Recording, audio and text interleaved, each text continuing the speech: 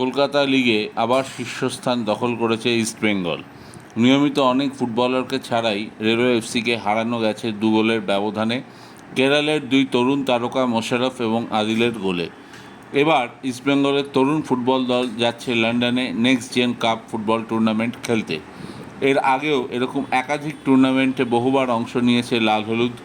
ইংল্যান্ডের বিখ্যাত দল লেস্টার সিটির বিরুদ্ধেও শেষ মুহূর্তের গোলে হেরেছিল তারা। তাছাড়া সুইডেনের গথিয়া কাপ, সান মিগুয়েল, রোমানিয়ার বিশ্ব যুব ফুটবল উৎসব প্রতিযোগিতা, ইরানের বিখ্যাত পাস ক্লাব, কোরিয়ার পিয়ংইয়ং, ভিয়েতনামের ফুটবল টুর্নামেন্ট ছাড়াও চীনের বিখ্যাত অলিম্পিক দল এবং রাশিয়ার দলকে হারিয়েও অতীতে চমক দিয়েছিল লাল হলুদ। আসিয়ান কাপ ছাড়াও এগুলো বললাম। যাই হোক, এটা একটা যেমন ভালো দিক তেমন একটা চিন্তার খবরও আছে ইস্টবেঙ্গলের জন্য। সেটা হলো সবেমাত্র প্রি সিজন প্র্যাকটিস শুরু হয়েছে, এর মধ্যে 2-3 ফুটবলার কিন্তু চোট সমস্যায় ভুগছেন। সায়ন ব্যানার্জির চোট আগে থেকেই ছিল গোড়ালিতে, তবু আশা করা যাচ্ছে তিনি লন্ডনে যাবেন। তাছাড়া নন্দকুমারের গোড়ালি নাকি ফুলে ঢোল হয়ে গেছে, হিজাজির মুখে চোট লেগেছে আর্মিরের দলের বিরুদ্ধে খেলতে গিয়ে, নিশু কুমার বাড়ি চলে গেছেন রিহ্যাব করতে।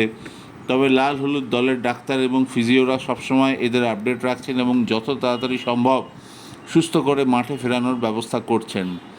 একদিকে ভালো যে এই চোটগুলো সিজনের শুরুতে হয়ে যাচ্ছে, কারণ মিডল অফ দ্য সিজন হলে কামব্যাক করাটা অত্যন্ত মুশকিল হয়ে যায়। তবে এত কিছুর মধ্যেও উজ্জ্বল কিন্তু Greek striker Dimitrios দিমান্তেকস।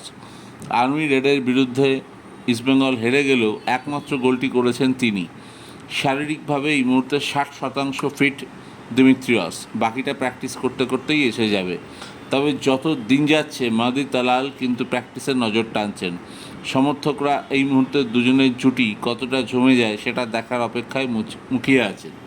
Golden boot winner এবং সবচেয়ে বেশি অ্যাসিস্ট করা আইএসএলের ফুটবলার এবার লাল হলুদে, তাই প্রত্যাশা তো থাকবেই। আর 6 নম্বর বিদেশির খোঁজ চলছে। বিভিন্ন জায়গা থেকে বিভিন্ন নাম শোনা গেলেও কোনো কিছুই চূড়ান্ত নয়। তবে সম্পূর্ণ একজন নতুন বিদেশি আনা হবে এটা নিশ্চিত করে বলা যায়। ডিফেন্স এবং মাঝমাঠ খেলতে পারেন এমন কাউকেই খোঁজা হচ্ছে।